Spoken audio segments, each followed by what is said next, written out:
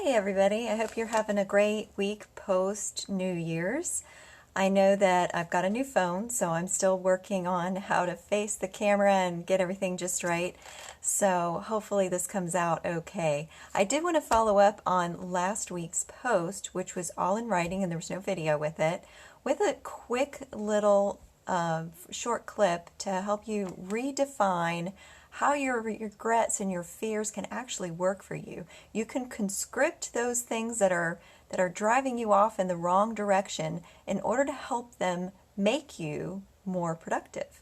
So some of the ways that we need to do that have to do with the whole purpose of New Year's resolutions, which we all know don't really work very well, but we can repurpose those New Year's resolutions, the defining your regrets from the past year and defining your fears for the coming year, and help that make you more productive and more purposeful in your new year instead of making you frozen with fear as they often do. So first of all, let's talk about what the steps would be involved with that, because that all sounds very overwhelming when you think about how you make the things that hold you frozen into useful things. No one can seem to get past the being frozen stage. So first of all, the first step you need to do is to identify what it is that's holding you stuck. Is it a regret? And define it.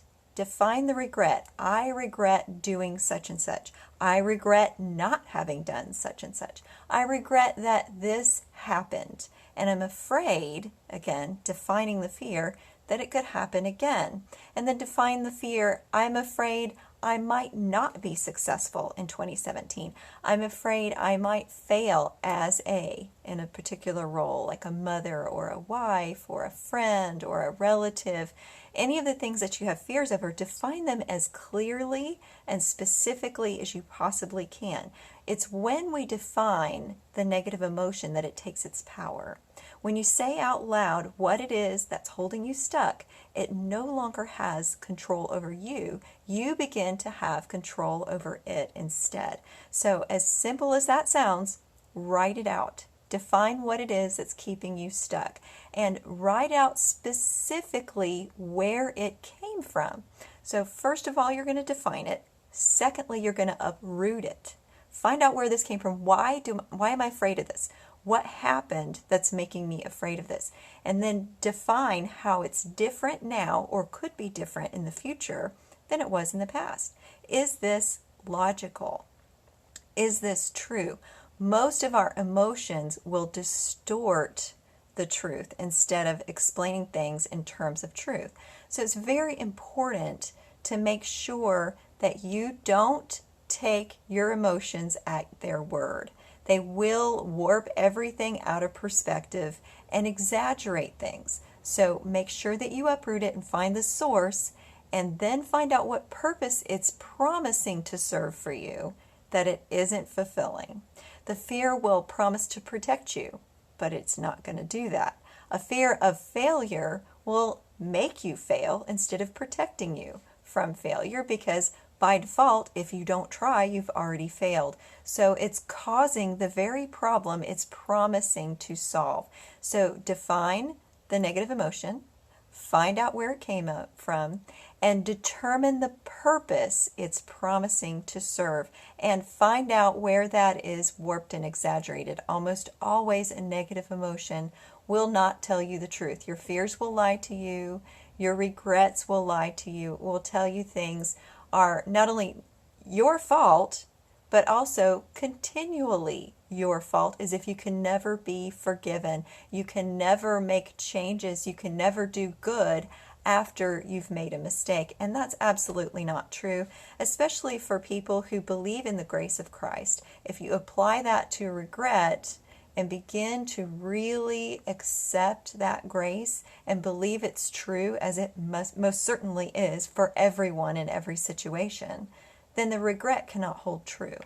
So while a regret can serve a purpose in helping you have a better perspective on what to do next, it can only do that if you take away the power of the deception in that regret or in that fear. So once you have put it in its place, taken it out of the lead and out of the control place, and looked at what purpose it's promising, Then you can begin to repurpose it. How can I use what I learned from my regret? How can I use the information my fear is giving me as a caution? How can I begin to set better boundaries and limits and do better planning so that I can make good plans for the future? Those things can actually be very useful if you take them apart and break them down. What is it I'm afraid of? Well, how can I use that to be self-protective instead of paralyzing? Our fears were designed to be good tools to help us make better steps in the future. They're not meant to give us a reason to be stuck and paralyzed, however. And the difference is when we use them as helpful red flags to help guide us, but not let them be in control. See, emotions make a great caboose in the train of our lives' direction. They do not make very good engines. And some people allow their emotions to become the engine of the train leading their lives, and we get derailed every time we do that because they're just not designed to be logical or to make good choices and decisions for us. So the steps that you need to take are: first, identify what it is as specifically as you can. Find out where it came from. And make sure you understand when you find out where it came from that it applies directly only to the past as is. Okay? Can't change the past as much as we want to fight and wrestle with and wish away what coulda, shoulda, woulda happened. You can't change that. So living in the past is not productive. But we can look to the past for a guideline and a clue to help us do better in the future without being paralyzed. So look at where it came from. What can we learn from that? And begin to repurpose all of that information in a clear, truthful way without all the exaggerations, without all the warping. And when you do that outside of your head, not in your head, on a piece of paper or with a life coach, you can help break all of those steps down so that they can be useful to you.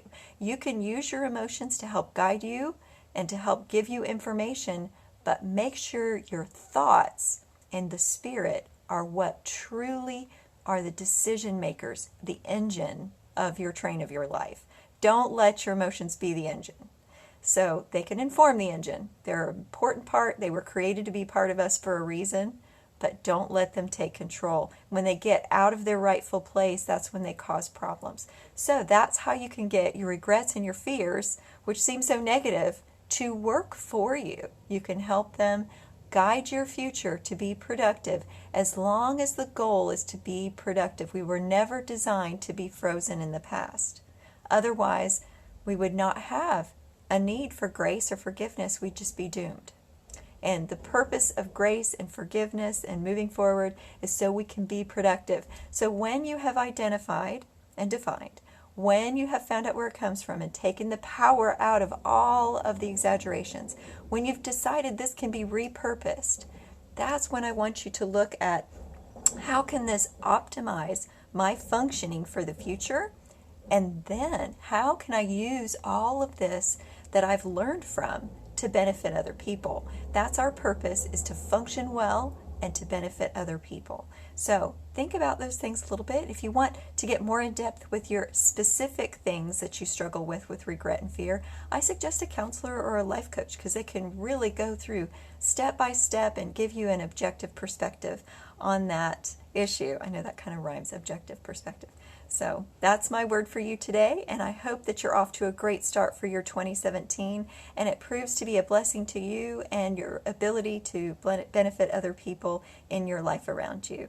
And as always, be encouraged. Until next time, have a great day.